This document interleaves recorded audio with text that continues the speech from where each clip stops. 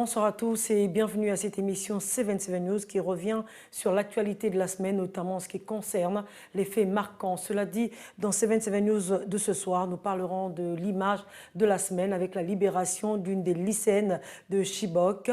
La brève de la semaine, nous irons au Gabon où le président de la République du Gabon, Ali Bongo Ondimba, a visité les logements sociaux dans la commune d'Okanda et dans le nord de Libreville. Le fait politique de la semaine reste marqué par la nouvelle constitution de la Côte d'Ivoire qui a été adoptée à plus de 90% de suffrages. Le fait économique de la semaine, nous parlerons du renforcement des liens entre le Mali et l'Algérie et cela dans le cadre économique mais également politique. Au Niger, pour le fait sécuritaire, nous évoquerons les morts, mais également les blessés à la suite des violences qui ont lieu entre les éleveurs et les agriculteurs. Et le fait environnemental, l'entrée en vigueur également de l'accord de Paris a attiré notre attention, et cela moins d'un an après son adoption par 195 pays. Concernant le fait sanitaire, nous évoquerons cette épidémie de choléra qui sévit depuis quelques semaines en République démocratique du Congo et qui a déjà entraîné la mort d'une dizaine de personnes. Cette semaine également, le fait de société reste la fermeture de l'université de Kampala en Ouganda par le président Yoweri Museveni, une décision qui fait suite donc au mouvement de grève entreprise par les enseignants du supérieur. Pour ce qui est de la culture, eh bien cette semaine aura été riche dans cette rubrique, d'abord avec le lauréat du prix Découverte RFI 2016 en la personne du jeune Guinéen Soul Banks, et ensuite la fin du séminaire sous-régional sur l'industrie cinématographique qui a permis aux différents participants donc d'avoir des échanges fructueux dans ce domaine. Et enfin, le fait sportif avec la suspension du sélectionneur des Panthères du Gabon, Georges Costa. C'est donc sans lui que l'équipe nationale gabonaise participera à la CAN 2017. Voilà donc pour ce qui est de la vitrine du 77 News de ce soir qui vous sera donc développée avec toute l'équipe rédactionnelle de Canal 7. Je vous retrouve juste après cette transition.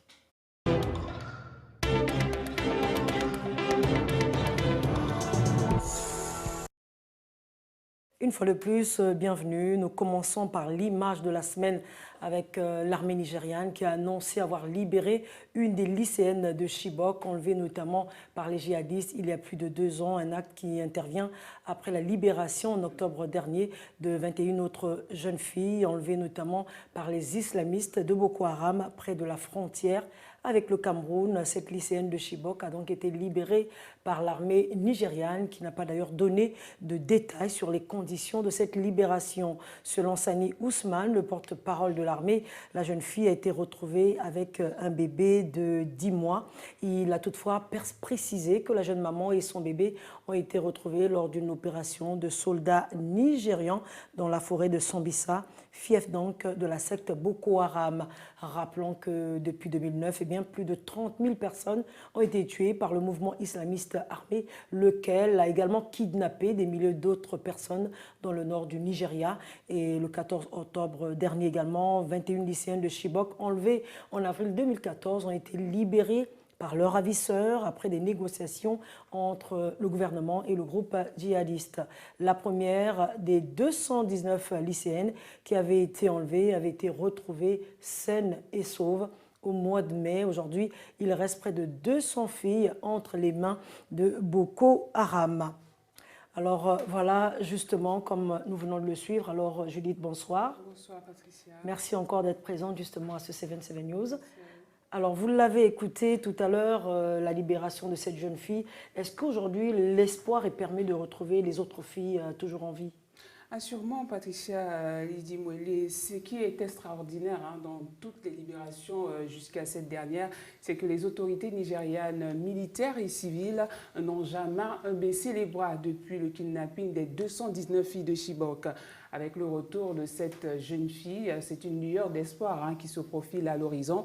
Jusque-là, bien sombre pour l'ensemble de ces filles et leurs proches qui, depuis des années, vivent un enfer. Rappelons quand même que ce sont 276 filles qui se préparaient à passer leurs examens et qui ont été extirpées de leur doctorat et emmenées dans un lieu inconnu. Ces filles vont réapparaître un mois plus tard dans une vidéo, vêtues de longs voiles noirs exhibé en trophée derrière le chef des djihadistes nigérians, Abubakar Shekau, qui n'a pas fait mystère du sort qu'il entendait réserver à ses lycéennes, se contentant de dire, je cite, « J'ai kidnappé vos filles et je les vendrai sur le marché », avant de préciser que celles qui avaient accepté de se convertir à l'islam allaient être mariées à des combattants. C'est sans doute le traitement qui a été réservé aux 2 dernières filles retrouvées, puisqu'elle a mis au monde chacune un enfant durant leur captivité. Patricia Brunet. Voilà, merci Judith. Alors bonsoir Dina, vous qui êtes également là.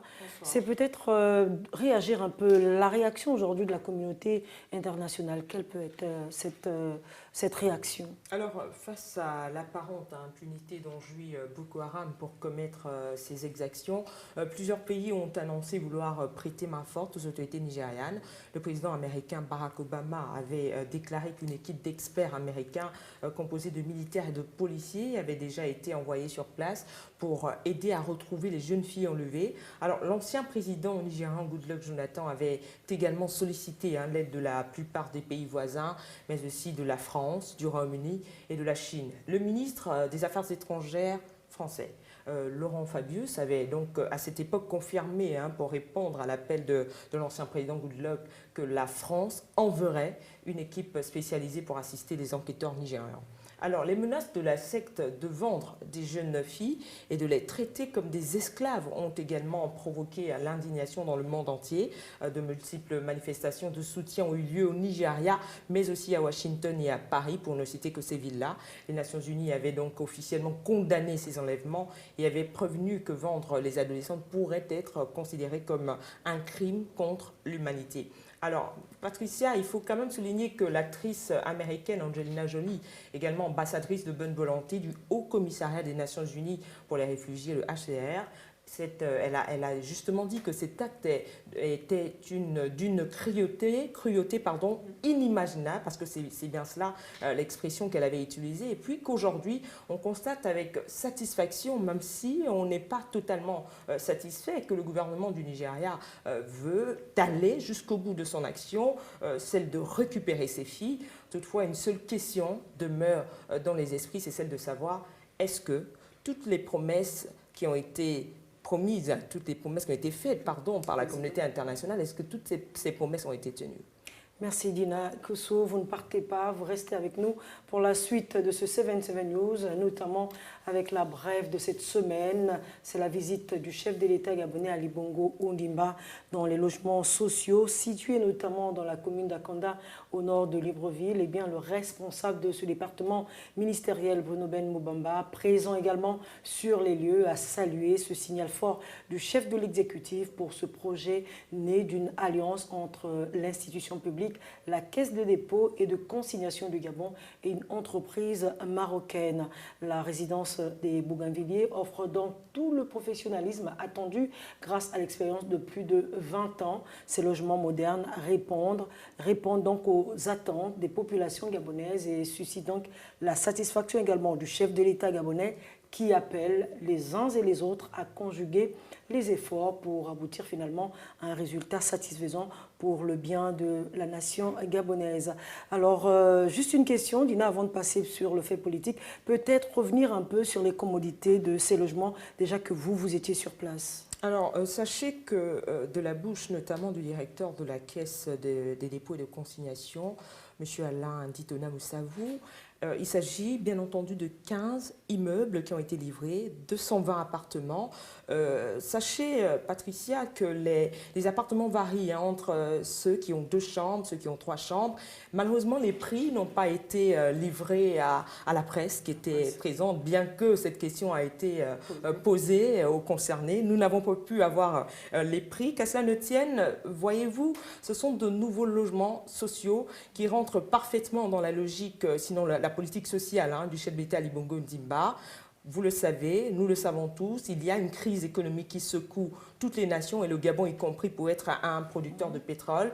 Mais Ali Bongo Ondimba se dit prêt à poursuivre ce secteur qu'est le logement parce qu'il sait que les populations gabonaises attendent d'énormes réponses et attendent des logements modernes comme a pu le vanter le ministre en charge de ce département. Voilà. Merci Dina. Cela dit, nous passons tout de suite aux faits politiques. On parle désormais de la Troisième République de Côte d'Ivoire avec l'adoption à plus de 90% des suffrages de la nouvelle constitution. Le 30 octobre dernier, les Ivoiriens ont définitivement tourné une page de leur histoire. Les résultats de ce référendum doivent encore être validés par le Conseil constitutionnel. Marielle Biogou nous en dit un peu plus dans ce reportage. C'est fait. La Côte d'Ivoire a sa nouvelle constitution. Constitution adoptée par référendum à 93,42% des suffrages et créant la Troisième République du pays. Ce nouveau texte prévoit la création d'un poste de vice-président, d'un Sénat, rend l'école obligatoire pour tous, institutionnalise la Chambre des rois et chefs traditionnels et étend le domaine de compétence du Conseil économique et social à l'environnement. Il assouplit surtout les règles d'éligibilité d'un candidat à la présidentielle. Une adoption saluée par la majorité présidentielle, d'autant que pour le pouvoir, cette nouvelle constitution devait permettre de tourner la page d'une décennie de crise politique, notamment en évacuant le concept d'ivoirité. Le non à cette consultation populaire n'obtiendra que 6,58% des suffrages, des résultats déjà contestés par l'opposition qui qualifie le texte de monarchique et de rétrograde et évoque des falsifications grossières et le non-respect des procédures de proclamation des résultats. Le président de la CI, organe chargé de la proclamation des résultats, a quant à lui indiqué que tous les procès-verbaux au sortir du dépouillement avaient été dûment signés et validés par les agents des bureaux pour certification conforme. Reste au Conseil constitutionnel ivoirien de valider ces résultats. Reste donc à la Constitution ivoirienne de valider ces résultats. Alors Dina, la nouvelle constitution ivoirienne voulue par le chef de l'État, est-ce qu'aujourd'hui on peut parler d'un pari qui a été gagné? Effectivement, c'est un pari gagné par le président Ouattara. C'est officiel. La nouvelle constitution créant la Troisième République de Côte d'Ivoire a été adoptée lors du référendum du dimanche 30 octobre dernier.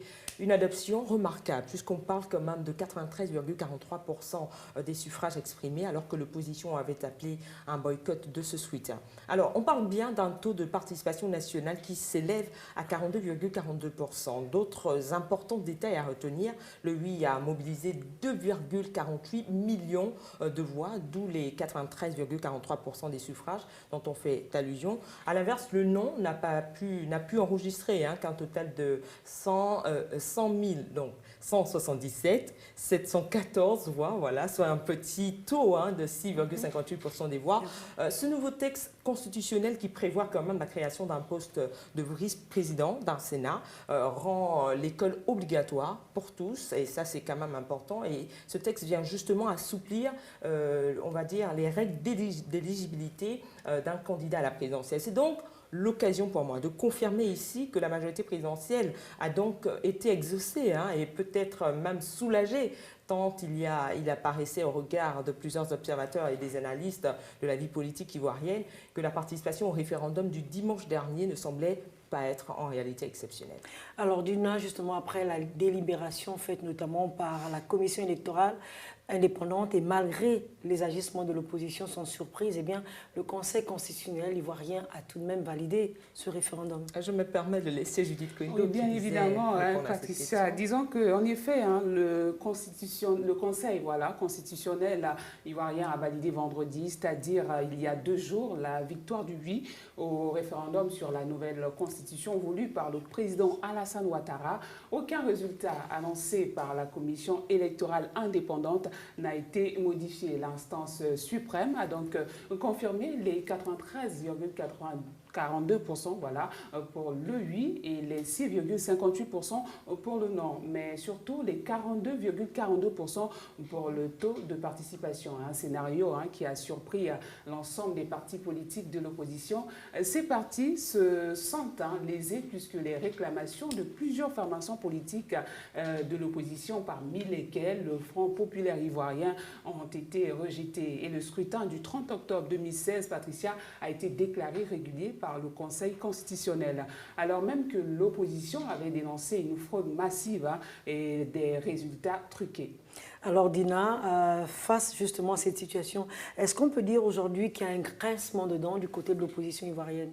Effectivement, il y a un grincement de dents et c'est même sans aucun doute, Patricia. Permettez-moi de vous rappeler que l'opposition avait appelé à une forte abstention. Malheureusement, ce n'est pas le scénario qui a prévalu.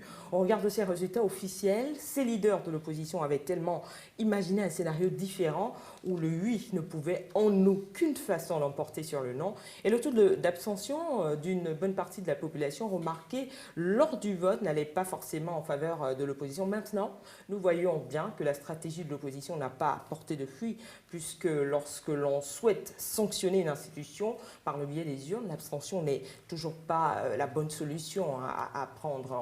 On ne dira jamais assez. Le choix de la politique de la chaise vide, et il faut insister là-dessus, sera toujours l'une des pires postures à adopter. Le mieux, selon certains observateurs, c'est plutôt d'inciter les populations à aller voter, mais pour l'idéologie que l'on prône.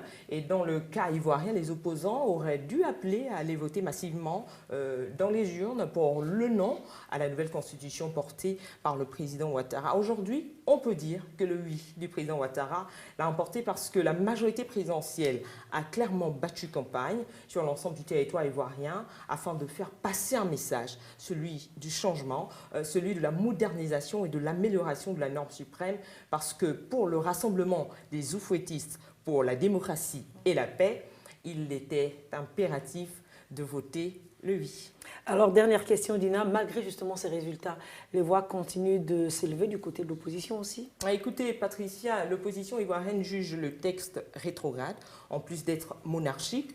Pour cette frange de la classe politique ivoirienne, la rédaction de cette nouvelle constitution a été faite sans qu'elle ne soit officiellement consultée, et même officieusement, parce qu'il faut le dire. Elle accuse donc le pouvoir de clientélisme et d'organiser la succession d'Alassane Ouattara sans aucune inquiétude. En réalité, l'opposition rejette purement et simplement ce vote et dénonce un trucage dans des chiffres, et Judith Koindo le rappelait tout à l'heure. D'ailleurs, le président du principal parti d'opposition, aujourd'hui composante de l'Alliance des forces démocratiques de Côte d'Ivoire, la FDCI, Pascal Affi-N'Guesson, a même estimé que le scrutin du 30 octobre dernier a été un désert sur l'ensemble du territoire national, c'est-à-dire que personne n'a réellement pris part à ce scrutin. Selon lui, l'appel au boycott a bien été entendu par les populations ivoiriennes, contrairement à ce que pense le pouvoir en place. À ce titre, les chiffres communiqués par la commission électorale et confirmés notamment par le Conseil constitutionnel n'engagent nullement l'opposition. Il l'a bien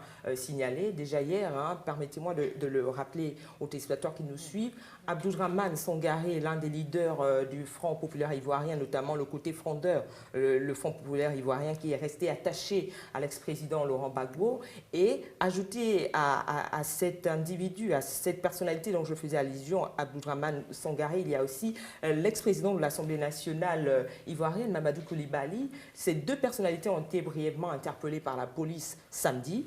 Et ces deux responsables ont été interrogés au sujet d'une manifestation qu'ils comptaient organiser, une manifestation, je tiens à le rappeler, qui visait à appeler les Ivoiriens à contrer ou à se dresser contre cette nouvelle constitution qui, selon eux, a été imposée par le pouvoir Ouattara. Mais en réalité, le choix quand même de boycotter le scrutin au lieu d'appeler les populations à voter massivement le non au référendum dans les urnes est peut-être l'élément qui a joué en la défaveur justement de l'opposition.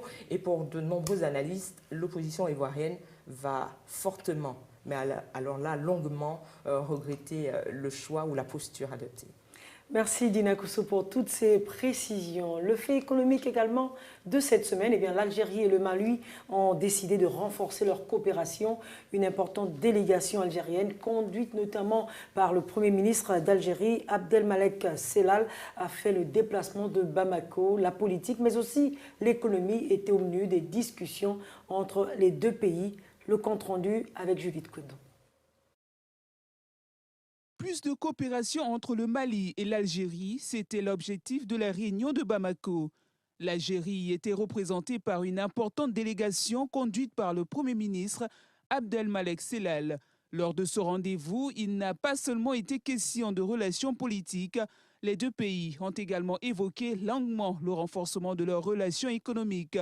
La grande commission mixte de coopération entre le Mali et l'Algérie a permis la signature d'une convention fiscale de non-double imposition pour les hommes d'affaires maliens et algériens désireux d'investir dans les deux pays.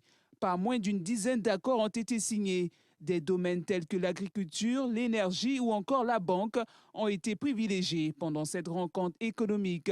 Le Premier ministre algérien Abdelmalek Sellal, qui conduisait la délégation de son pays, une première pour ce genre de rencontre, n'a pas caché sa satisfaction. Côté malien, le coup d'accélérateur donné aux relations économiques entre les deux pays est plutôt salué et l'on espère que les actes suivront rapidement. La situation sécuritaire du Mali a également été évoquée. Les Maliens ont soulevé les difficultés d'appliquer l'accord d'Alger et la partie algérienne en a pris bonne note. Judith, justement, ce reportage est le vôtre pour cette semaine, justement.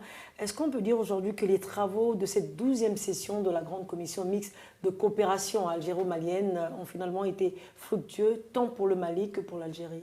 Oui, Patricia, disons que ces travaux ont également ouvert la voie à un partenariat qualitatif entre les deux pays. Le Premier ministre algérien Abdelmalek Sellal l'a d'ailleurs indiqué vendredi à Bamako. Il a souligné l'importance de cette session qui a abouti à des résultats considérable tant dans la signature de 13 accords de coopération dans différents secteurs. Il a par ailleurs, par la même occasion, réaffirmé la solidarité de l'Algérie et son soutien à son voisin malien, précisant que les accords signés vont donner une dynamique qualitative et de nouveau départ aux relations économiques entre les deux pays. Et il est très important de souligner également, Patricia, que cette 12e session s'est tenue à un moment particulier marqué par l'engagement de l'Algérie à aider le Mali à retrouver la paix et la sécurité sur toute l'étendue de son territoire. Cela conformément à la volonté des deux chefs d'État qui ont décidé d'intensifier comme ça les relations ayant abouti au parchèvement de l'accord de paix et à la mise en place de voies et moyens pour le bien-être des populations dans les deux pays. Alors, Dina Koussou, c'est vrai que l'actualité, nous la suivons tous. C'est peut-être ressortir les recommandations issues de cette 12e session, s'il y en a, bien évidemment. Il y en a naturellement, Patricia, il faut le dire. Et à ce sujet, le Premier ministre algérien a expliqué que des mécanismes existent, déjà citant notamment le comité bilatéral frontalier algéro-malien. Il a aussi parlé du comité d'état-major opérationnel conjoint et les rencontres périodiques à tous les niveaux. De son côté, le Premier ministre malien Modibo Keïta a exprimé sa satisfaction de voir les partenariats, sinon le partenariat entre les deux pays dépasser le cadre des gouvernements pour atteindre les opérateurs économiques en affirmant, sinon en qualifiant cette 12e grande commission mixte d'historique pour l'Algérie et en même temps pour le Mali. Alors Judith, je me retourne à nouveau vers vous. Justement, à l'entame de vos propos, vous avez parlé de 13 accords de coopération qui ont été signés, notamment dans différents secteurs. De quel type d'accord s'agissait-il notamment? Oui, Patricia, bien évidemment, l'Algérie et le Mali ont signé vendredi à Bamako 13 accords de coopération à l'issue de cette 12e session de la Grande Commission mixte de coopération algéro-malienne qui s'est tenue les 3 et 4 novembre à Bamako. Les accords ont été signés côté algérien par le ministre d'État, ministre des Affaires étrangères et de la coopération internationale, Ramtan Lamamra, et côté malien par le ministre des Affaires étrangères, de l'intégration africaine et de la coopération internationale, Abdoulaye Diop, en présence des deux premiers ministres, Abdelmalek Sellal et Modibo Keïta. Il s'agit, Patricia, d'accords de coopération dans les domaines de l'énergie, du pétrole et du gaz, de la recherche géologique et minière, également les ressources en eau, la santé et la protection des végétaux. Les deux parties ont signé également un accord portant sur l'étude de mobilisation de fonds pour la construction de 3 centrales électriques dans des villes maliennes qui comptent parmi les plus importantes dans Tombouctou et Gao au nord du pays. L'Algérie et le Mali ont signé aussi 3 mémorandums d'entente portant respectivement sur la promotion du commerce extérieur, la solidarité et l'emploi. Les deux pays ont également signé en outre un programme d'échange culturel pour la période 2017-2019 et un autre sur la coopération entre l'Office de radiodiffusion et télévision du Mali et la radio algérienne. Voilà donc, Patricia, ces accords qui ont été signés par les deux pays de cette grande commission mixte de coopération algéro-malienne. Ne nous quittez pas, juste une dernière question. Qu'en est-il de l'accord de paix issu notamment du processus d'Alger ? Alors, Patricia, l'Algérie et le Mali ont exprimé vendredi à Bamako leur satisfaction quant aux avancées enregistrées dans le cadre de la mise en œuvre de l'accord pour la paix et la réconciliation au Mali, issu du processus d'Alger. Alors, les deux parties ont appelé à leur consolidation à travers la bonne mise en œuvre de l'accord. L'Algérie et le Mali ont exhorté à cette occasion la communauté internationale à appuyer les efforts du Mali en particulier et honorer les engagements pris, notamment à l'occasion de la conférence internationale pour la relance économique et le développement durable au Mali, tenue à Paris le 22 octobre 2015. Passons en revue les questions régionales et internationales d'intérêt commun. Les deux parties ont réitéré leur engagement à ne ménager aucun effort pour que la région sahélo-saharienne soit toujours un espace partagé de paix et de prospérité. Elles ont toutefois, Patricia, réaffirmé leur attachement au processus de Nouakchott et se sont engagées à renforcer davantage leur concertation pour promouvoir la paix et la sécurité en Afrique dans le cadre du CEMOC, entendez par là Comité d'état-major opérationnel conjoint et de l'UFL, d'unité de fusion et de la liaison, Patricia. Merci Judith pour toutes ces précisions. Alors le fait sécuritaire de cette semaine au Niger, 18 morts et plusieurs blessés au cours des violences à la suite d'une altercation entre les populations du village de Bangui dans la région de Tawa. Selon donc le ministère nigérian de l'Intérieur, les conflits sont fréquents dans cette partie du pays. Le compte rendu de Dina Koussou. Alors que la saison des grandes récoltes approche à pas de géant au Niger, les conflits semblent de plus en plus fréquents dans le village de Bangui, situé dans la région de Taoua, où cohabitent les communautés Peul et sédentaires. Selon le ministère nigérien de l'Intérieur, il y a eu 18 morts et plusieurs blessés dans des violences. Le maire de cette commune rurale a précisé les raisons de ce drame. Selon lui, tout est parti d'une bagarre entre un éleveur et un agriculteur, suite à des dégâts champêtres. Cette première altercation s'est soldée par la mort du propriétaire du champ. Après son forfait, le jeune berger a fui la zone avec son troupeau.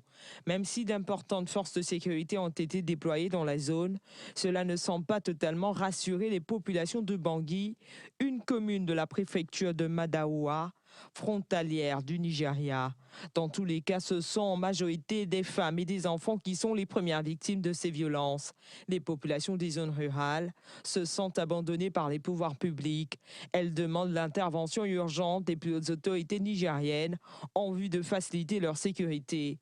Une requête qui devrait faire réagir les autorités de Niamey, qui doivent toujours faire face à la menace Boko Haram.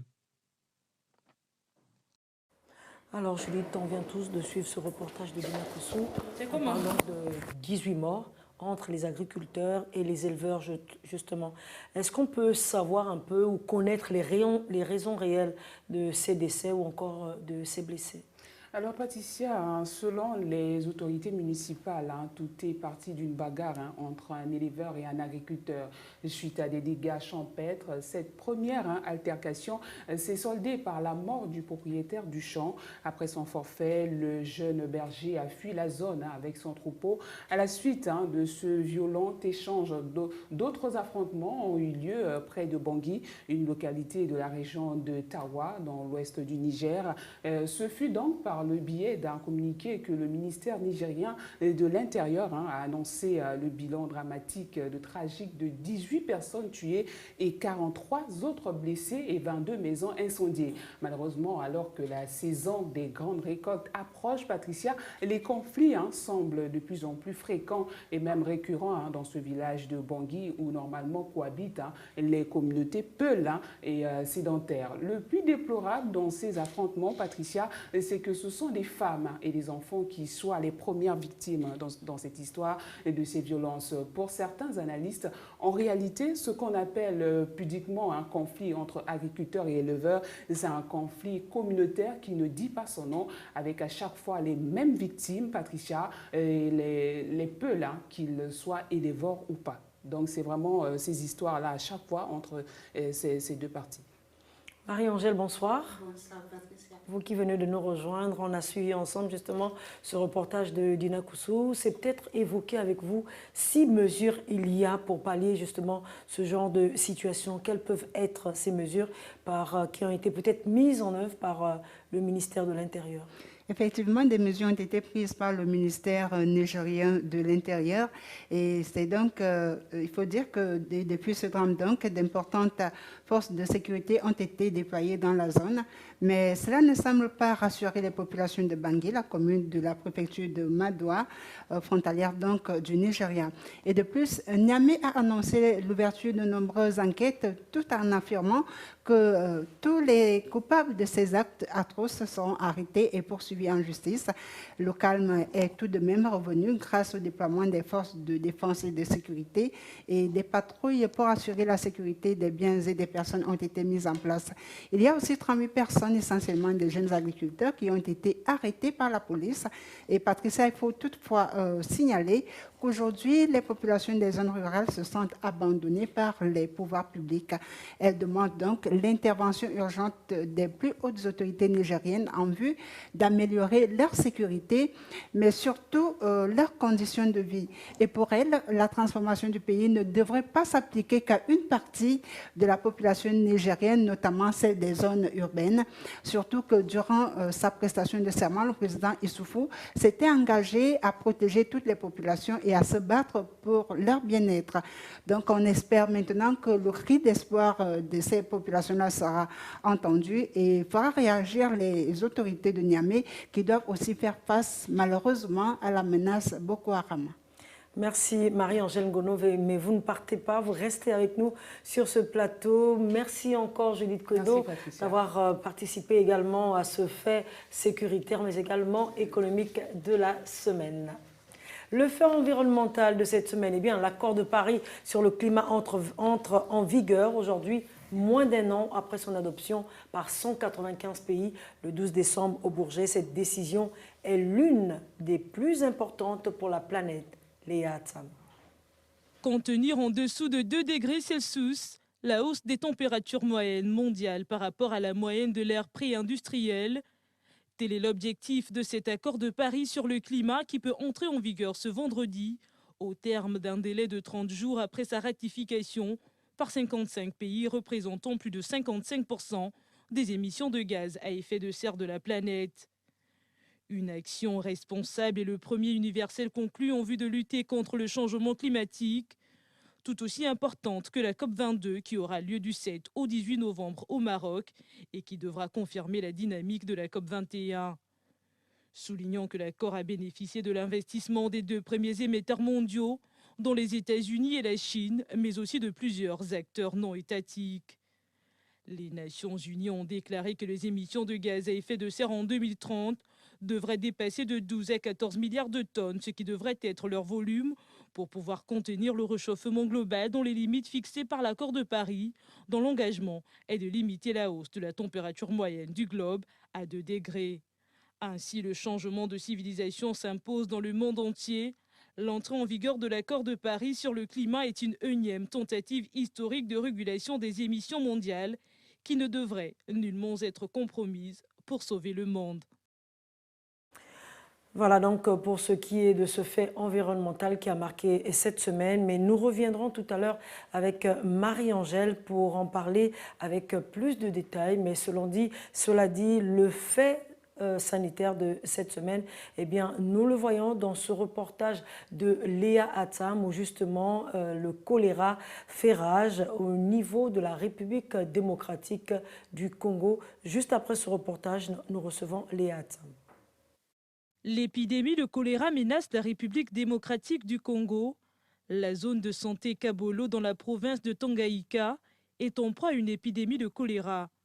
Plus de 90 cas dont 10 décès ont été enregistrés dans la zone pour la période allant du 27 au 30 octobre 2016, selon une porte-parole de l'ONU en RDC. Un problème de santé publique pour ce pays en raison du manque d'infrastructures sanitaires et un manque d'accès à l'eau potable. La maladie a atteint Kisangani, une importante ville du nord-est du pays, Mbandaka à l'ouest, mais aussi la capitale Kinshasa, mégapole de 10 millions d'habitants, où 2 morts ont été enregistrés depuis le mois d'août. Rappelons que le choléra entraîne une diarrhée sévère et une déshydratation parfois mortelle. Il est provoqué par l'absorption d'eau et de nourriture contaminée par la bactérie Vibrio présente dans les matières fécales. Selon l'Organisation mondiale de la santé, cette année, sur plus de 700 décès pour le choléra sur l'ensemble du territoire congolais, plus de 75% ont été enregistrés dans des zones non endémiques. Alors Léa Tam, bonsoir. Bonsoir Patricia. On vient de suivre justement votre reportage sur le choléra qui sévit actuellement en République démocratique du Congo. C'est peut-être revenir un peu sur la définition, si on peut le dire ainsi, de cette maladie qui est le choléra. Eh bien Patricia, le choléra est une maladie diarrhéique aiguë dont on peut mourir en quelques heures en l'absence de traitement. Et c'est une infection diarrhéique aiguë provoquée par l'ingestion d'aliments ou d'eau contaminée justement par la bacille vibrio-cholérale. Qu'est-ce que c'est le bacille vibrio-cholérale? C'est l'agent responsable du choléra. Et c'est une protobactérie gram négative, donc en forme de bâtonnet qui est incurvée. Et elle vit habituellement dans les écosystèmes aquatiques, mais l'homme est également un réservoir. Alors la plupart des personnes infectées ne manifestent en général aucun symptôme ou des symptômes pas graves du tout et peuvent être traitées avec succès au moyen de celles de réhydratation orale, Patricia. Alors dans les cas sévères, un traitement rapide par voie intraveineuse s'impose, donc intraveineuse par perfusion liquide et d'antibiotiques, par l'approvisionnement en eau sûre, mais aussi l'assainissement sont essentiels pour réduire la transmission du choléra et d'autres maladies à transmission hydrique. Notons aussi que c'est une maladie qui s'attaque aux pays les moins développés et le traitement du choléra repose essentiellement sur la réhydratation des patients par soluté de réhydratation orale et si possible par voie veineuse et sous surveillance médicale. Il comprend entre autres l'isolement des malades et la décontamination des selles et vomissements par eau de javel. Oui, alors Léa, est-ce que par rapport justement à ce que cette maladie ait causé déjà plusieurs morts en République démocratique du Congo, est-ce qu'aujourd'hui on peut parler d'une menace de santé publique au niveau de ce pays ? Déjà, l'annonce a été faite justement par les Nations Unies il y a un peu plus de 3 jours que l'infection venait de causer la mort de 10 personnes. Elle est en reconquête dans cette partie du continent africain. Et oui, la maladie reste à l'échelle mondiale une menace pour la santé publique, mais aussi un indicateur d'ailleurs d'absence d'équité et de l'insuffisance du développement social de certains États. Alors, car elle a été déjà éradiquée, il faut le souligner, depuis 150 ans dans les pays développés et elle fait malheureusement des ravages dans des pays qui ont des problèmes d'assainissement et l'épidémie en RDC, donc en République démocratique du Congo, a déjà touché, il faut le souligner ici, près de 18 000 personnes et causé la mort de 517 personnes selon l'Organisation mondiale de la santé. Et certains observateurs d'ailleurs s'indignent car c'est une maladie évitable comme toute autre maladie diarrhétique et c'est une maladie contagieuse et mortelle mais si facile à éviter et surtout qu'elle ne requiert pas uniquement une réponse médicale, Patricia. Alors vous venez de le dire justement, c'est une maladie évitable, mais comment cette maladie a-t-elle réussi à se propager aussi facilement ? Alors Patricia, si cette maladie suit une trajectoire de 6 c'est à cause des conditions environnementales, car une fois arrivée dans les quartiers périphériques insalubres, la maladie trouve un terrain propice à sa diffusion rapide, mais aussi du contexte social gangréné par les conflits, par les déplacements continus de population, par la pauvreté chronique et par la faiblesse de l'État. Alors, mais aussi la désorganisation des services de santé publique qui sont favorables pour la transmission de la maladie. De même, en Afrique, avec les prévisions concernant El Niño, les pluies torrentielles peuvent rendre aussi plus aiguë la situation. Et la réalité est évidente. En RDC, Patricia, le choléra regagne le terrain parce que déjà en 2011, la maladie avait fait plusieurs décès, il faut le souligner ici. Donc 5171, dont 301 décès ont été déjà enregistrés, Patricia. Alors, Léa, est-ce qu'on peut parler justement des moyens préventifs pour combattre cette maladie au niveau de la République démocratique du Congo actuellement? Justement, on peut parler des moyens préventifs. Déjà, l'État a mis en place plusieurs moyens, notamment les campagnes de vaccination. Et le problème aujourd'hui, c'est peut-être que ce sont les mêmes solutions qui sont là pour les mêmes problèmes depuis des années. Et vu que c'est une maladie évitable, si facilement évitable, et surtout qu'elle ne nécessite pas, Patricia, forcément une intervention médicale, il faudrait peut-être intensifier la communication et faire du choléra une leçon que chaque citoyen devrait retenir, Patricia. Pourquoi pas un exemple comme ça, une campagne de sensibilisation qui va permettre de mobiliser tout le monde, adapter des messages selon les différentes cibles. Il faudrait peut-être maintenir l'audience, comme je parlais de mobilisation, et donner une toute autre coloration de cette maladie qui est évitable, le choléra. Alors, même, on a un autre responsable de cette maladie par les populations, c'est aussi l'État qui devrait mettre en place des stratégies à long terme pour pouvoir permettre d'éradiquer cette maladie, parce qu'il est temps, comme je le soulignais un peu plus tôt ici, que c'est une maladie évitable et qui prend une trajectoire de scie. Alors pour qu'elle puisse disparaître totalement du continent africain, il faudrait prendre des mesures assez sérieuses, et plusieurs questions cependant restent en suspension parce que l'État a déjà mis en place plusieurs stratégies. Et pour finir, si vous me permettez, Patricia, pour ajouter, ce qu'il faudrait retenir, c'est que ce n'est pas seulement la RDC, donc la République démocratique du Congo, qui est concernée par le choléra. Et c'est une maladie qui concerne la majorité des pays africains, parce que le continent africain, c'est un territoire commun. Et si la maladie n'est pas totalement contrôlée, elle peut aller au-delà des frontières. Merci infiniment, Léa, pour toutes ces précisions. Mais ne partez pas, nous allons vous retrouver tout à l'heure.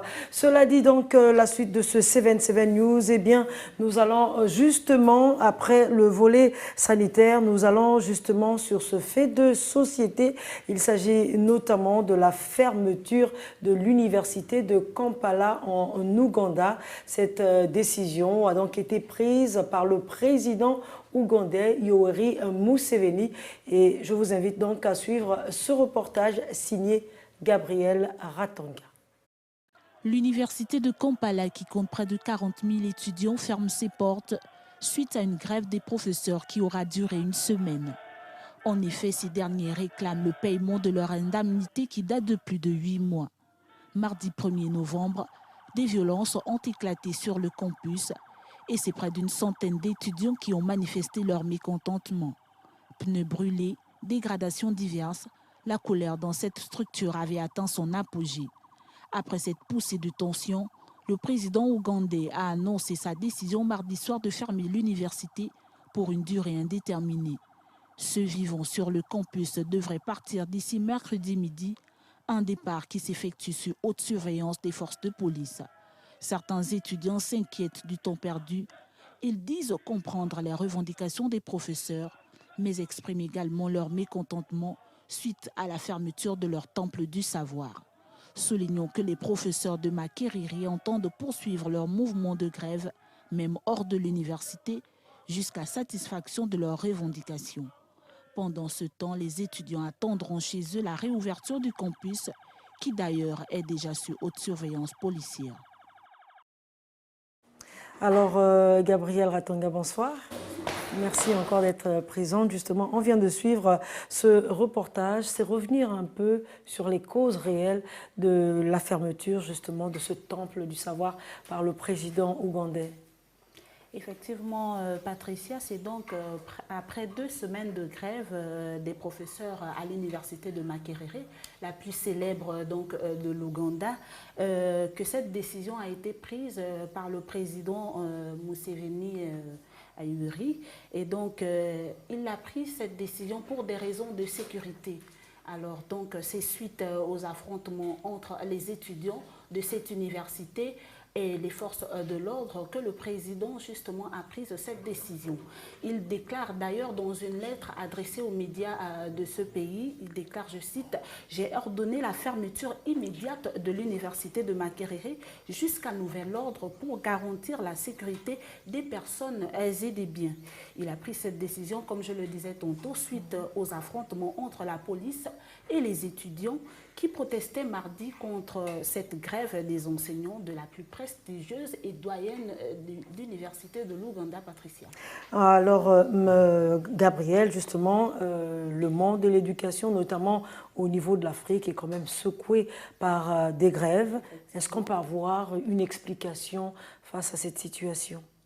Alors Patricia, je serais tentée, sans l'ombre d'un doute, de dire que c'est un phénomène général, donc qu'on retrouve dans tous les pays africains.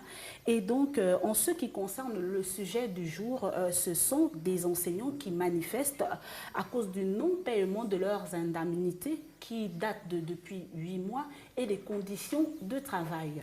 Et donc, ce qui entraîne donc que les étudiants, eux aussi, entrent dans ce mouvement pour protester car ils sont touchés par le fait que les études soient arrêtées. Et il se trouve alors que ces différentes manifestations entraînent des violences qui ont également éclaté, qui ont bien sûr éclaté au sein du campus le mardi 1er novembre. Et donc, on a assisté à un spectacle désolant. On assiste très souvent, généralement, à ce genre de situation, à un spectacle désolant. Il y a eu des pneus brûlés et des dégradations diverses. Et donc, les forces de l'ordre ont dû intervenir, et bien évidemment, en usant de tous leurs outils de travail, comme des gaz lacrymogènes et des eaux et tout cela. Et donc, Patricia, il faut que l'on se dise, il faut bien que l'on souligne que la responsabilité incombe à tous. Pourquoi ?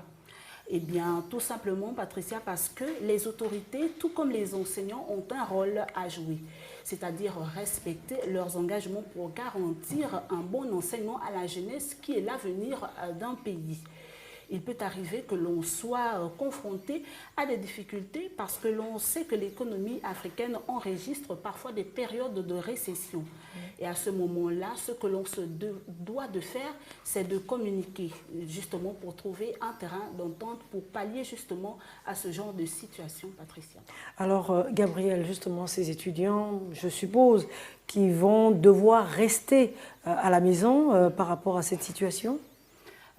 Oui, l'ordre a été donné, justement comme je l'expliquais plus haut, l'ordre a été donné aux étudiants de libérer le campus et lorsque cet ordre a été donné par le président, nous savons que ça engendre des mécontentements et cela s'est effectué donc sous haute surveillance policière dans le but justement d'éviter, Patricia, ces débordements et donc l'université est gardée par les forces de police jusqu'à ce que la sanction ou la décision du président soit levée, Patricia.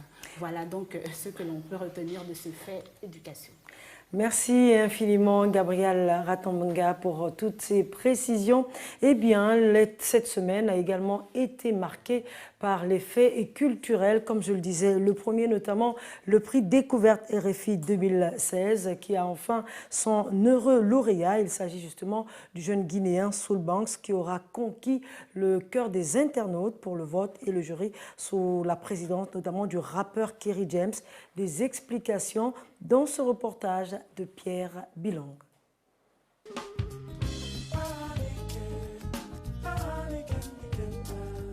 Le prix Découverte RFI, conçu depuis 1981 et dont l'objectif est de mettre en avant les talents émergents de la scène musicale caribéenne, africaine et de l'océan Indien, ne finit pas d'en faire des heureux. Pour cette année 2016, Soul Banks, artiste guinéen âgé de 24 ans, est donc l'heureux lauréat, succédant ainsi l'artiste du Cap-Vert, Elida Elmeda, de l'édition 2015. Arrivé en tête des 10 finalistes présentés, les internautes et le jury ont été séduits par l'artiste au détriment du haïtien Atis Constant et du guinéen Kandia Kora, qui sont arrivés respectivement en 2e et 3e position du vote du jury, présidé par le rappeur français Kerry James. Très imprégné des rythmes traditionnels de son pays, Soul Banks, auteur, compositeur, interprète, découvre son amour pour la musique à l'âge de 11 ans dans un groupe de rap. Une expérience collective qui lui permettra plus tard de se frayer son chemin avec un premier album intitulé Dimeni. Chantant aussi bien en soussou, malinké et poulard, c'est plutôt dans le R&B qu'il puise son inspiration. Auréolé de plusieurs prix tout en ayant assis sa notoriété en tant que boss du R&B guinéen, le jeune homme participera au projet de chanson américaine Break the Silence pour demander le retour d'une centaine de jeunes filles enlevées par Boko Haram au Nigeria. Soul Banks pour le prix Découverte RFI 2016 devient aussi aux côtés de nombreux autres lauréats d'Afrique qui ont reçu cette distinction, une fierté pour le continent. Alors, une fierté pour le continent, Soul Banks, prix Découverte RFI 2016. Bonsoir Roland Diaco. Bonsoir Patricia. Alors, on vient justement de suivre ce reportage. Qui est cet artiste? Justement, d'où vient-il et qu'est-ce qu'il a déjà réalisé, entre autres? Alors, il faut dire, Patricia, que ce jeune artiste est né en 1992 à Conakry.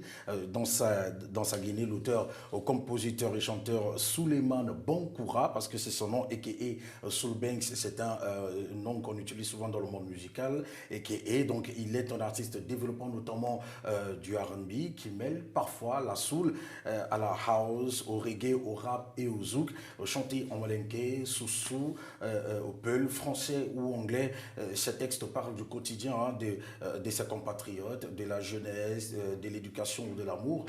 Donc la place que la société accorde à l'amour ou l'amour entre un enfant et sa mère, ou d'où le concept qu'il appelle R&B Love Social. Il faut dire qu'entre 2001 et 2002, Patricia, alors qu'il était encore jeune adolescent, Soul Banks commence à s'intéresser à la musique, et une musique influencée d'ailleurs par des chanteurs comme Robert Kelly des États-Unis, Cliff David de l'Angleterre et bien d'autres artistes encore. À l'âge de 11 ans, il s'intéresse à la guitare et intègre le groupe de rap Micro Mega, créé par les jumeaux One Tagazon et Soul Pack. Il quittera le groupe en 2007 pour être précis, pour des raisons objectifs non atteints, désireux de faire carrière en solo dans la musique et d'élargir justement ses compétences. Soul Banks décide de se mettre à la guitare et au piano, comme je l'ai dit un peu plus haut. Alors c'est ainsi qu'il apprend à jouer ses instruments après auprès de Vincent, de monsieur Kemano Kouyaté et Shokoro Abdoulaye.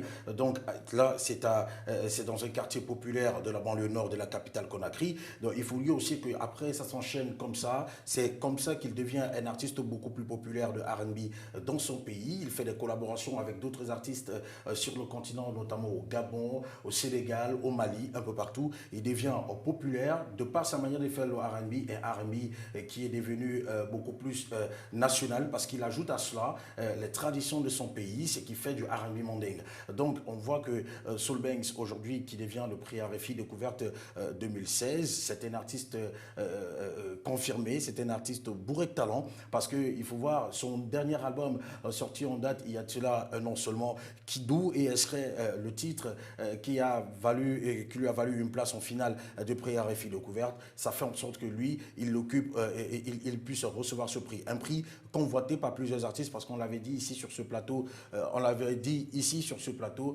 que Pamela Badiogo du Gabon était justement dans la course. Donc c'est un prix qui est convoité par plusieurs artistes du continent. Il faut dire aussi, Patricia, que Soul Banks, en plus de son talent, il a sa voix. Donc une voix qui a séduit non seulement le public qui a voté, mais aussi le jury qui était dirigé par le rappeur Kerry James. Donc un prix aujourd'hui qui fait, justement, comme l'a dit Pierre Bilon dans son reportage, la fierté du continent africain. En effet, c'est une fierté pour le continent africain. Est-ce qu'aujourd'hui, vous l'avez dit, c'est vrai qu'il y a eu quand même des éléments qui ont joué en sa faveur. Parmi ces éléments, est-ce qu'on peut revenir sur autre chose, par exemple, hormis la voix? Bon, Patricia, vous savez, la voix, c'est un élément déterminant dans le monde de la musique. C'est un élément très déterminant. Et après, on a le texte, donc le texte qui joue aussi. Et quand le texte occupe une place importante dans l'industrie musicale et la voix qui va avec, le reste ne peut être que complémentaire. Donc, Soul Banks a su séduire de par sa voix et surtout aussi son style musical qui est très différent, qui parle justement du R&B mondain parce qu'il puise dans sa culture guinéenne pour faire sa musique, il puise dans sa culture guinéenne pour donner le meilleur de lui-même, non seulement sur le plan guinéen mais aussi sur le plan international parce qu'aujourd'hui il est beaucoup plus accompli, beaucoup plus investi et à partir de ce prix, il ira encore plus loin parce qu'on l'avait dit, souvenez-vous Patricia sur ce plateau que le prix RFI Découverte donne l'opportunité aux artistes africains de pouvoir aller beaucoup plus loin et de pouvoir conquérir d'autres publics, notamment parce que ça fait quoi? Ça fait plus de 40 dates à travers l'Afrique, ça fait une tournée, ça fait un concert en France, une tournée sur le continent africain, la promotion d'un album, donc il faut dire que c'est beaucoup. Et Soul Banks, son R&B, mandingue, love social, comme lui-même il aime à le dire, sera bientôt le nouveau style peut-être que le public africain doit épouser et qui finalement peut-être aussi doit aimer. Alors Roland, c'est donc une fierté guinéenne et africaine. Et africaine, effectivement, parce qu'aujourd'hui, le prix RFI Découverte, justement, c'est ça, ça sert à découvrir de nouveaux talents, donner de l'opportunité à ces personnes qui n'ont pas peut-être l'occasion de rencontrer des grands producteurs, de pouvoir se produire, de pouvoir se faire connaître d'une manière ou d'une autre, parce qu'il faut dire à Patricia que le prix RFI Découverte n'est pas seulement une compétition, mais c'est une occasion pour les artistes de pouvoir aller beaucoup plus loin, parce qu'il faut voir Sia Tolno, par exemple, Sia Tolno de la Guinée aussi, qui s'est retrouvé en train de remporter ce prix et qui est devenu aujourd'hui une véritable artiste sur le continent. Et il faut parler de Maurice Kéria, qui lui aussi, après ce prix-là, est devenu une véritable célébrité. On l'a vu avec une chanson d'une boisson gazeuse très, très appréciée sur le continent. Il avait fait une chanson sponsorisée par cette boisson gazeuse. On parle de Didier Awadi du Sénégal, qui est devenu aujourd'hui aussi un artiste beaucoup plus accompli. On peut citer comme ça plusieurs autres artistes qui, à partir du prix RFI Découverte, sont devenus des véritables icônes de la musique africaine et mondiale et des ambassadeurs de la culture africaine. Donc c'est un véritable site pour que des personnes, des artistes qui ont du talent puissent s'exprimer et donner le meilleur d'eux-mêmes. Alors justement, Roland, cette semaine, comme on l'a dit à l'entame de ce 77 News, la semaine a été marquée donc par le fait culturel, notamment celui que vous venez de dire, le prix RFI 2016, mais aussi ce séminaire de formation qui concernait justement les cinéastes de la sous-région Afrique. Pendant pratiquement 3 jours, eh bien, ces cinéastes étaient en formation et nous allons revoir justement le reportage. Avant de revenir sur vous, Roland Diaco, on va revoir ce reportage, mais également les conclusions qui émanent de cette formation qui aura duré 3 jours. Et la formation s'est déroulée à Libreville, au Gabon. On revient sur vous tout à l'heure. C'est dans une bonne ambiance que les participants au séminaire de formation sur l'industrie du cinéma dans la zone CEAC ont reçu leur diplôme de participation. Occasion pour le directeur du bureau régional de l'OIF pour l'Afrique centrale de préciser que le gros travail est à venir. Il y a un séminaire qui s'achève aujourd'hui, mais je pense que le travail commence. Voilà.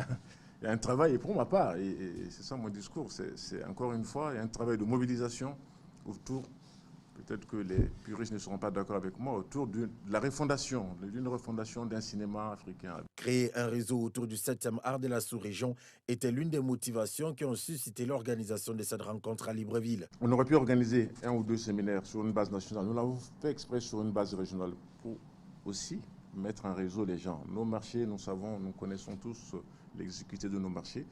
C'est pour tisser des liens. Je pense que cet aspect mise en réseau, formel ou informel, est particulièrement important. Le directeur du BRAC a tenu à montrer sa gratitude au gouvernement gabonais. Monsieur le directeur général, qu'il me soit permis de remercier les plus hautes autorités de ce pays et tout le peuple gabonais pour nous avoir accueillis si aimablement. Ces remerciements vont bien évidemment à l'endroit du ministère gabonais de l'économie numérique, de la communication, de la culture et des arts pour sa grande implication. Le challenge est désormais lancé pour ces hommes et femmes qui ont la lourde responsabilité de mettre en pratique les connaissances acquises pendant cette période de formation au profit du cinéma africain en général et sous-régional en particulier. Donc, Roland, on vient de suivre justement ce séminaire qui aura duré près de 3 jours et les travaux se sont déroulés à Libreville, au Gabon. Alors, qu'est-ce qu'on peut retenir de ces 3 jours de travaux avec les cinéastes africains?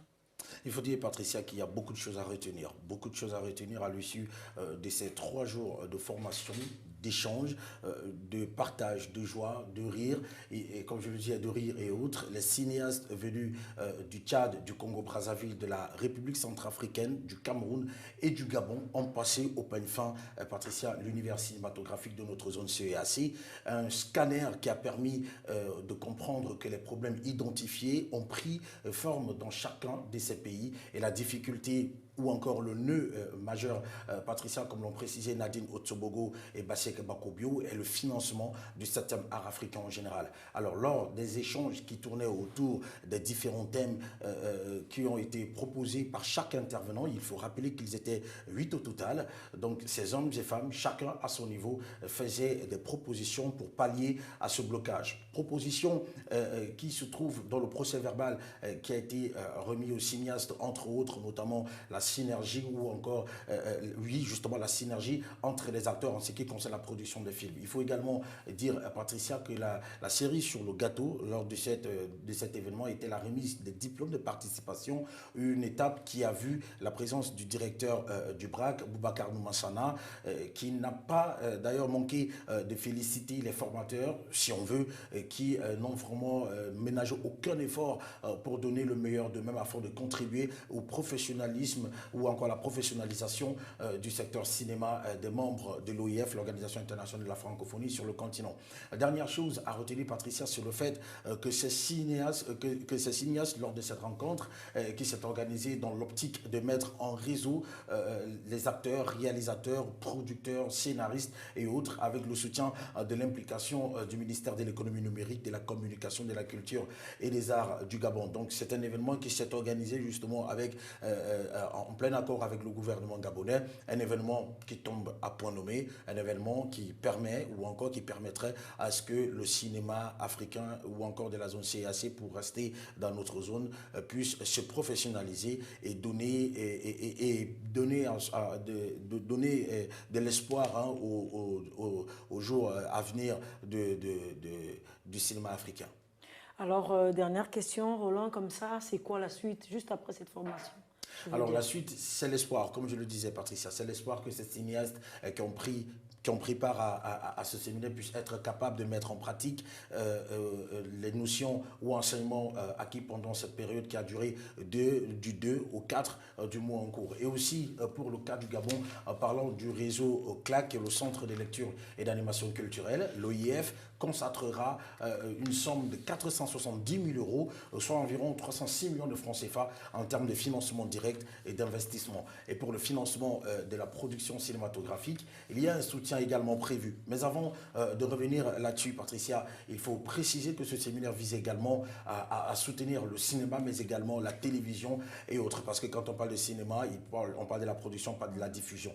Alors maintenant, il y a un fonds qui est mis en place depuis 1988 et qui permet de financer 50 projets audiovisuels chaque année. Donc ce fonds qui dispose d'un montant d'1 million d'euros, soit environ 650 millions de francs CFA par là, vient répondre en partie aux problèmes des financements que le monde cinématographique, pour rester dans ce cadre-là, connaît depuis plusieurs années. Donc plus de 650 millions de francs CFA qui sont mis à la disposition des cinéastes ou encore du monde audiovisuel. Donc il faut dire que, Patricia, ça vient répondre en partie, comme je l'ai dit. En partie pourquoi? Parce que le cinéma africain ou encore de notre zone CAC a besoin de soutien des gouvernements, a besoin de soutien des ministères de la Culture pour permettre à ce que le cinéma africain puisse éclore de manière définitive et suivre peut-être les traces de Nollywood, qui est le cinéma en Afrique de l'Ouest ou encore au Nigeria pour être précis. Pour prendre aussi un exemple un peu sur le cas du festival Écran Noir au Cameroun de Bassek Bakobio, qui était d'ailleurs l'un des intervenants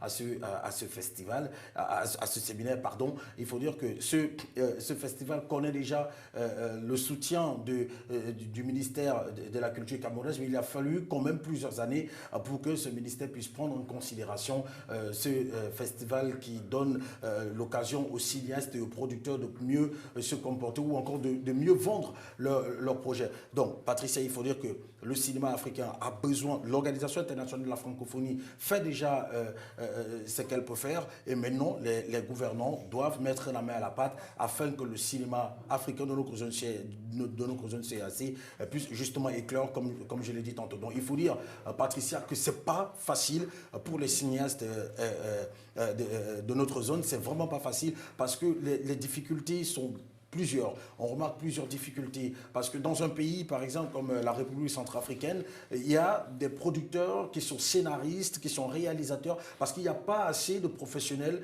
de ce secteur dans leur pays. Donc, vous voyez qu'on a besoin justement de ce soutien-là pour pallier, parce que s'il faut à chaque fois aller prendre des réalisateurs ou encore des scénaristes dans notre pays pour qu'ils viennent dans notre pays pour nous aider à produire un film, ça nécessite un coût. Et ce coût, on parle du coût financier. Donc, s'il n'y a pas le soutien justement des gouvernants, on va se retrouver toujours en train de tourner en rond, malgré ce séminaire qui a permis à ce qu'on puisse acquérir certaines connaissances ou encore certaines notions. Le cinéma peut-être va se professionnaliser, mais faute de moyens financiers, restera toujours dans les coffres ou encore dans les tiroirs.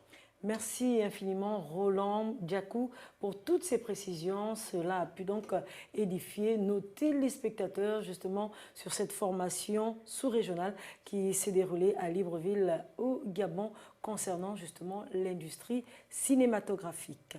Cela dit, nous allons revenir sur le fait environnemental de cette semaine avec l'accord de Paris sur le climat qui est entré en vigueur donc ce week-end. Cela dit, vendredi, moins d'un an après son adoption par 195 pays, le 12 décembre au Bourget. Cette décision est donc d'une importance capitale pour toute la planète. Alors, Marie-Angèle, bonsoir, nous vous retrouvons justement pour parler de ce fait environnemental qui a d'ailleurs été assez marquant pour cette semaine, surtout que c'est le vendredi donc que cela s'est déroulé, que cet accord est donc rentré en vigueur. Est-ce qu'on peut dire aujourd'hui que les objectifs ont réellement été atteints ? Il faut dire, Patricia, que l'accord de Paris obtenu après 2 semaines d'âpres négociations fin 2015 lors de la COP21 à Paris est entré en vigueur vendredi dernier, comme vous l'avez indiqué tout à l'heure, après sa ratification par 97 États représentant plus de 67,5% des émissions de gaz à effet de serre mondiales. Il fallait en effet atteindre 55% pour que l'entrée en vigueur soit effective. Donc, le seuil des ratifications, c'est-à-dire 55 pays représentant 55% des émissions de gaz à effet de serre. Cela signifie que les engagements pris le 12 décembre dernier au Bourget sont désormais irréversible. Donc, une chose est certaine, c'est que l'accord de Paris a dépassé les attentes les plus opportunistes, moins d'un an seulement après son adoption, soit un délai de 7 ans, de 7 ans plus court donc, que son prédécesseur, le protocole de Kyoto, dont il doit prendre le relais à compter de 2020. Patricia. Alors justement, Marie-Angèle, l'accord est entré en vigueur, c'est vrai, mais il y a quand même un problème qu'il faut souligner, notamment ce que l'accord n'est pas contraignant. Justement, Patricia, il faut dire que la déclinaison de l'accord dans chaque pays va dépendre justement des législations nationales. Et cela signifie que si un pays n'a pas l'intention de mettre en œuvre les politiques de transition énergétique cohérentes avec l'objectif de limiter le réchauffement moyen du globe à 1,5 degré Celsius, voire 2 degrés, ce n'est pas la ratification de l'accord de Paris qui l'y obligera malheureusement. Il faudrait donc que les pays adoptent des lois allant dans ce sens.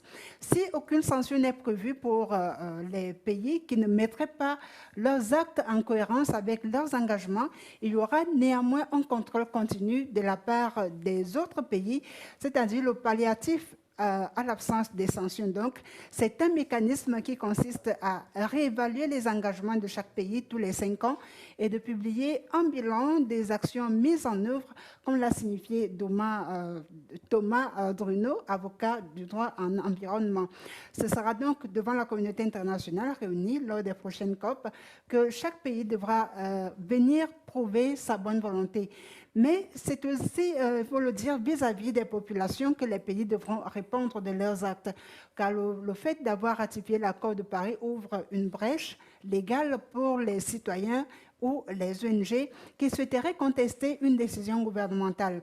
Il faut dire que l'entrée en vigueur de l'accord de Paris n'est donc qu'un début dans la lutte contre le changement climatique et les ONG malheureusement rappellent que l'objectif inscrit dans le texte, c'est-à-dire le réchauffement contenu à 1,5 degré Celsius ou alors 2 degrés, est d'ores et déjà impossible à atteindre malheureusement.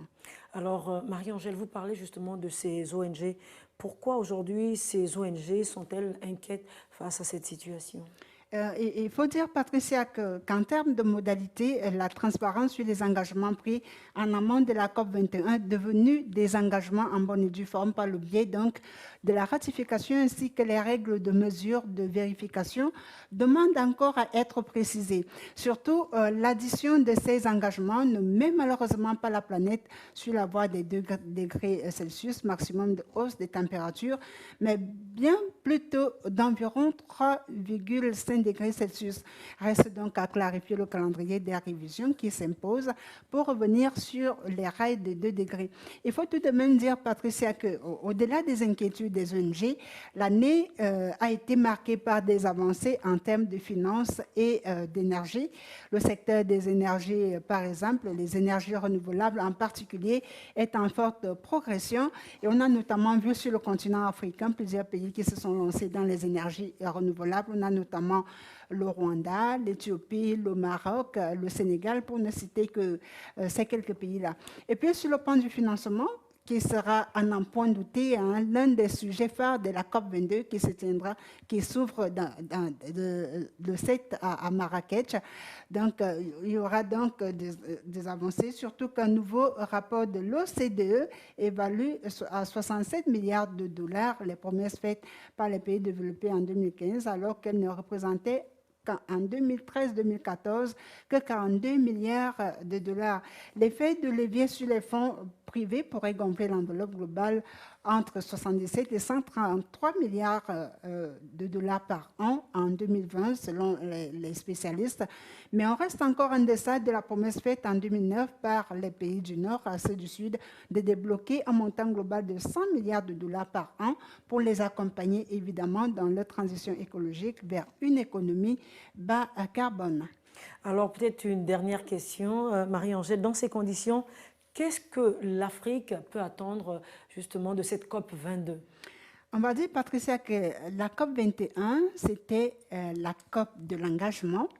La COP 22, c'est la COP de l'action, comme aime à le répéter Hakima El Hayed, la ministre marocaine de l'Environnement. Et donc, l'accent au Maroc sera mis sur l'identification des 100 milliards dont je parlais tout à l'heure, seule garantie donc, selon le Maroc, de la mise en œuvre des engagements pris à Paris. Marrakech, c'est aussi une COP des pays émergents, ce qui signifie une COP de l'adaptation qui concerne avant tout les pays les moins développés. C'est enfin une COP africaine, car le continent qui recèle les plus grandes promesses de croissance concentre par ailleurs les principaux enjeux de la transition qui s'impose maintenant sous la barre des 2 degrés, la hausse des températures, comme il en a été collectivement décidé à Paris en décembre 2015. Donc, les enjeux énergétiques, l'urbanisation galopante et la nécessité d'un urbanisme raisonné, l'accès à l'eau ou encore l'agriculture sont autant de sujets aussi essentiels du développement de l'Afrique qui est étroitement lié aux défis climatiques. Et selon les experts, donc, au-delà du potentiel de développement de l'Afrique, au-delà du potentiel de développement, l'Afrique sera aussi un formidable terrain de test de nouvelles technologies et de nouveaux modèles. Ajoutés à cela l'abondance de la ressource, notamment solaire, la chute des coûts des énergies renouvelables en font en effet la solution la plus compétitive pour les populations éloignées du réseau électrique, avec des nouveaux modes de paiement fondés sur le money banking qui permettent aux populations comme ça de payer à la mesure de leurs moyens. Et autre thème essentiel au développement de l'Afrique et étroitement imbriqué au climat, c'est l'agriculture et l'usage des sols. Et sur le plan mondial, l'agriculture absorbe, il faut le dire, 70% de l'eau de pluie et émet 24% des gaz à effet de serre et génère 70% de la déforestation. Donc, sous l'effet du changement climatique, les rendements de certaines cultures pourraient connaître une baisse de 20%. Et en Afrique, il faut le dire particulièrement, il est question de trouver des moyens de limiter l'impact de l'agriculture sur l'environnement et le climat, tout en nourrissant une population en forte croissance. C'est donc tout l'enjeu de l'initiative AAA, c'est-à-dire adaptation Agriculture et Afrique, lancée par le Maroc en mai dernier et adoptée par plusieurs pays africains. Merci Marie-Angèle Ngono pour ce fait environnemental qui aura donc marqué la semaine. Le sport, notamment avec le sélectionneur portugais des Panthères du Gabon, Jorge Costa, qui a été suspendu de ses fonctions, et cela à 2 mois du match d'ouverture à Libreville au Gabon à la Coupe d'Afrique des Nations 2017. Des précisions dans ce reportage d'Armel Joimboko. Alors que Jorge Costa, le sélectionneur des Panthères du Gabon, devait tenir une conférence de presse vendredi 4 novembre pour parler des 2 rencontres à venir dans la préparation de la CAN Total 2017, la conférence a été annulée. Plus tard, la nouvelle tombe, Costa n'est plus le sélectionneur du Gabon. À la Fédération gabonaise de football, on ne parle pas de limogeage, mais plutôt de suspension et sans en préciser la durée. Pourtant, cette suspension a tout d'un limogeage, Jorge Costa ayant été remplacé de manière intérimaire par José Garrido, l'actuel directeur technique national. Le mystère reste entier sur l'identité du futur sélectionneur du Gabon et il est difficile de comprendre la suspension de Costa à quelques mois de la Coupe d'Afrique des Nations. L'aventure semble être terminée pour le technicien portugais José Garrido, son compatriote ayant été chargé de diriger les Panthères du Gabon pour le match contre le Mali dans quelques jours et le match le 15 novembre 2016 à Tunis contre les Comores. En poste depuis 2014, Jorge Costa doit faire aujourd'hui les frais des résultats en demi-teinte du Gabon, à l'image du match à Franceville dans le sud du Gabon contre le Maroc, comptant pour la qualification du Mondial 2018. Bonsoir Armel Joé. Bonsoir Patricia Mollet. Alors justement, ce fait sportif, pourquoi Jorge Costa a-t-il été écarté aujourd'hui? Alors, le limogeage, ou plutôt la suspension de Jorge Costa, serait due, d'une part, à une insuffisance de résultats sur fond d'incompétence, et d'autre part, à son refus de se plier à la demande d'explication de son employeur qu'est l'État gabonais.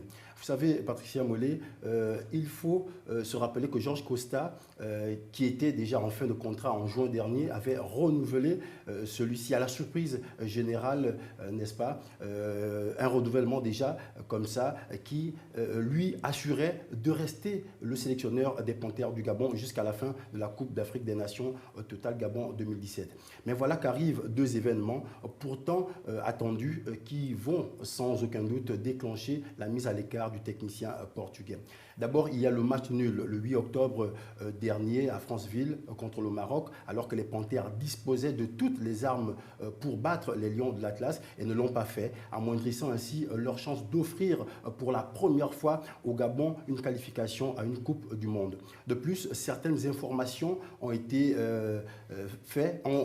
données ça et là, n'est-ce pas, sur la discorde entre les joueurs dans les vestiaires après la rencontre, laissant entendre que les choix de Jorge Costa était à l'origine de cette discorde qui aurait d'ailleurs failli déclencher des bagarres entre les joueurs.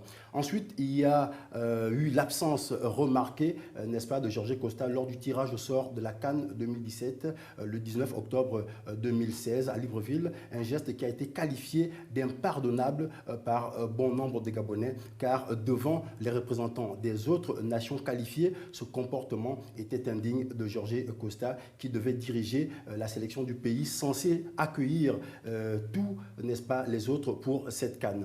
À côté de ces 2 points, l'on peut ajouter l'ambiance délétère qui règne au sein de la sélection nationale de football du Gabon, une ambiance qui a longtemps fait couler beaucoup d'encre et de salive, agaçant considérablement les autorités du pays. Alors Marie-Angèle, vous qui aimez également le football, alors vous pensez que cette sanction peut être préjudiciable sur les Panthères du Gabon? Voilà, il faut dire, Patricia, que ce n'est pas que cette sanction peut être préjudiciable, c'est déjà un préjudice. Un préjudice pour les 23 Panthères qui vont défendre les couleurs du Gabon, car elles vont devoir se familiariser avec le nouveau sélectionneur qui sera nommé, qui est déjà nommé parce qu'il a été remplacé par son compatriote. Cependant, en dépit du risque que viennent donc de prendre les dirigeants du sport au Gabon en bouleversant un système dans les préparatifs d'une compétition majeure telle que la Coupe d'Afrique des Nations de football, il y a une chose qu'il faut savoir, c'est qu'un proverbe africain dit: lorsqu'une dent est pourrie, c'est toute la bouche qui sent mauvais, malheureusement. Et si vous voulez donc avoir une bonne haleine, il faut d'abord arracher la dent qui est pourrie. Aujourd'hui, donc, et au regard de plusieurs paramètres, c'est ce que semblent vouloir démontrer les autorités gabonaises en écartant Georges Costa avant l'ouverture de la CAN 2017. Alors, vu les analyses faites et qui ne vont pas en faveur du technicien portugais, il semble être bon pour le Gabon de ne pas poursuivre l'aventure avec Georges Costa, et l'intérim pour les 2 matchs inscrits au calendrier sera donc en théorie assuré par notre Portugais, le directeur technique national José Antonio Garrido, le début du regroupement étant prévu pour demain matin. Alors rapidement, Armel Doué-Bogo, on connaît finalement le successeur de Georges Costa. Oh, non, pas du tout. Mais le nom, enfin, le successeur comme sélectionneur national, non, pas du tout. Mais le nom de Roland Alexandre Courbis est celui, n'est-ce pas, qui revient sur un peu toutes les langues et dans les couloirs, sans toutefois que cela ne soit officiellement annoncé. Alors aujourd'hui, comme je vous le disais, par contre, le directeur technique national va certainement conduire l'équipe des Panthères du Gabon aux 2 rencontres, la rencontre amicale et la rencontre pour les qualifications de la prochaine Coupe du Monde. Mais pour la CAN, là c'est encore tout un mystère. On ne sait pas encore qui va conduire les Panthères du Gabon. Par contre, d'autres langues pensent également que le directeur technique également pourrait faire l'affaire juste pour cette CAN.